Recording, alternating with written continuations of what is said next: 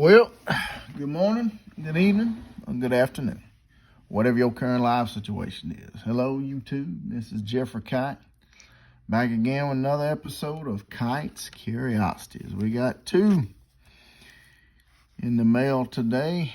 One out of Charlotte, North Carolina, and the other one, as my buddy Michael Myers will say, from parts unknown.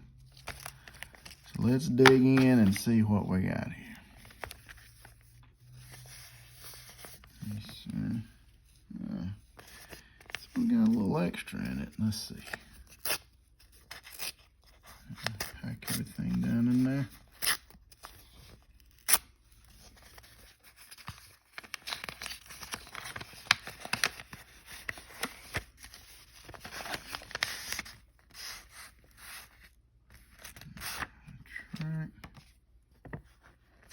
Why did Jesus die?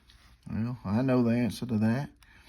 In case y'all are wondering, he died to save you from your sins and to bridge the gap between us and God that was eternally made when sin entered the world. He is the bridge that connects us to the Father. It was his death that brought salvation to the world. Nice track here. Okay.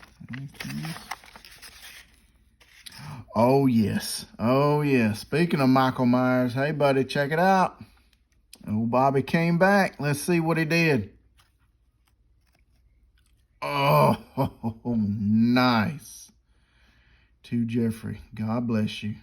Bobby Jones, Romans 12:12. Folks, I've been wanting to get me a Bobby Jones trading card for so long. And Michael Myers sent me one of these. And if you watched his mail day video, I was so excited, so ecstatic that he thought about me enough to send me this Bobby Jones. And I sent him a couple autograph cards back as a show of my appreciation. And boy, I tell you what, this is fantastic. Bobby Jones, for those of y'all who don't know who he was a great NBA player. He's an he's basketball Hall of Famer. Played at North Carolina with Dean Smith back in the early 70s, I believe. Yeah, in the early 70s, early to mid 70s. And went on to a wonderful ABA and NBA career, starting off with the Nuggets and eventually working his way to Philadelphia. And Bobby was a great bench player. He could have started on any number of teams, but Philadelphia got him, and they utilized him and said, we need you to be the guy, come off the bench and make some big plays for us. And that's what he did. I mean, his career, if you look at it, you would think, well, this guy's a Hall of Famer, but he only had 11,000 points and, about, kind of average looking numbers, but it's what he did in the games that revolutionized the NBA. He was all defensive. He was on the NBA's all defensive team every year from 1977 to 1985. From 77 to 84, he was first team. 1985, he was second team. And he was a very gritty and determined player. And to me, he is the reason why the 76ers won that championship in 1983. If you go back and you look in the NBA from 1980s, every championship except for two, 76ers in 83 and the Pistons in 89. But all the rest of the decade of the 80s, it was either the Lakers or the Celtics winning the NBA championship. Bobby here came along and teamed with Julius Erving. Moses Malone was on that team. Maurice Cheeks was on that team. Loaded with talent. And Bobby was outstanding in that series. He shot, I want to say he shot like 56% from the floor in the NBA Finals in '83. And every game, sure, the Sixers swept them, but they were down at halftime in every single game of that series. They were down by 3 in game 1, came back and won that game. They were down by 4 at the half in game 2. They won that game by, I think, like 10 points. Game 3, they were down by 3 at the half, and they were tied going into the fourth quarter.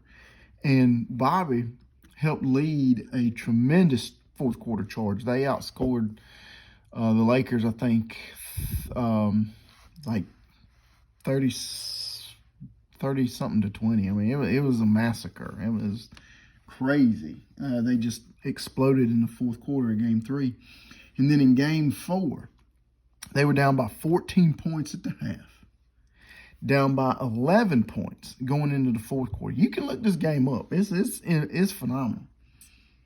And Bobby came in off that bench and just, he did the little things to help his team go on a 33-15 run in the fourth quarter to win that NBA championship. I mean, he was just phenomenal. And he was the first ever recipient of the NBA's Sixth Man of the Year award. So if you ever wonder, well, how did they come up with that award? What was the whole premise of it? Is this guy right here, Bobby Jones, Naismith Basketball Hall of Famer. So happy to add that to my collection. That's one I've been chasing for a while. I mean, I've been chasing that for a long time. But you can't find any vintage basketball anymore, it seems like. All right, here we go. Here's this one here. Parts unknown. Let's see.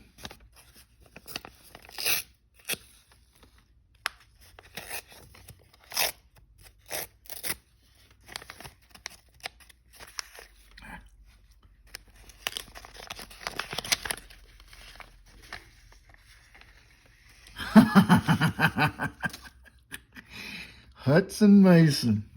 I'm going to tell you why I'm laughing about this card. A couple days ago, I was looking on my desk. I'm like, where's my Hudson Mason card? I need to get that sent out. And I couldn't find it. And I was like, well, crap. I guess I just lost it. And I just gave up on it. Well, looks like I did send it out.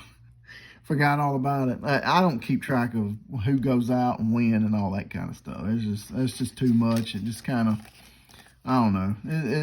It's always nice to get these little surprises in the mail when you send things out and forget you've sent them out.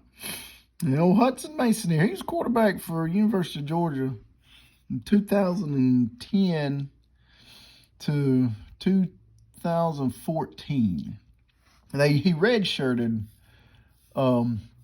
in 2012 because that was right around the time Aaron Murray was lighting things up, and I think Joe Cox was in there somewhere around that time. But Hudson, he came out of Lassiter High School, which is this high school down in Marietta, Georgia. He was highly touted as a high school player, and had his pick of which schools he wanted to go to. He chose the University of Georgia, and his first couple seasons, well, really his freshman and sophomore seasons, he barely played. He came in, did some mop-up work here and there, and got some experience. Junior year, he was still behind Aaron Murray on the depth chart, but Aaron Murray tore his ACL in the Kentucky game. And so Mason had to come in and finish that game out. Dogs won that one. I think it was like 59 to something. Anyway, it was a big win. They just trounced Kentucky. But the next week, they had to play Georgia Tech. And that was Mason's first start. And he didn't play too bad, but just, you could see, you can watch the highlights. He was very, very inexperienced. They were down 20-0 with just a few seconds left before halftime. He throws a little screen pass or a little rollout, underneath pass to Todd Gurley, and they score right before halftime. It's 20-7 going in the locker room. They still couldn't get the offense started. They did score 17 unanswered points, get to 20-17, but they let Tech score again. It was like 27-17, and they somehow managed to tie the game up going to overtime. And in the second overtime is when Georgia pulled that game out. I mean, he didn't play bad. He threw 299 yards and 2 touchdowns on the road. Your first start in a rivalry game. I mean, that's pretty good, He had played, and he was the starting quarterback for the Gator Bowl that year, and Georgia lost to Nebraska in the Gator Bowl.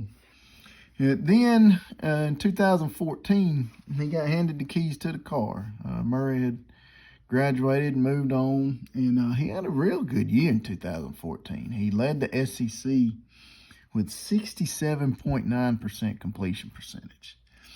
And to my knowledge, I think that's still a school record.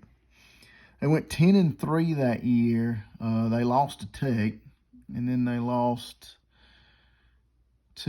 they beat Louisville. They beat Louisville in the Belk Bowl that year, and wound up finishing 9th in the nation that season. So not a bad return. He does a lot of radio here in the Atlanta metro area, and you may have even seen him on ESPN doing some games for SEC Network and just other games in general. So, all right, 2 for 2 here. Got me a darn good dog and a Naismith Hall of Famer. Great way to start the week. All right, folks, like, comment, subscribe, do whatever you want to do. Till next time, y'all take care. Now, have a good one.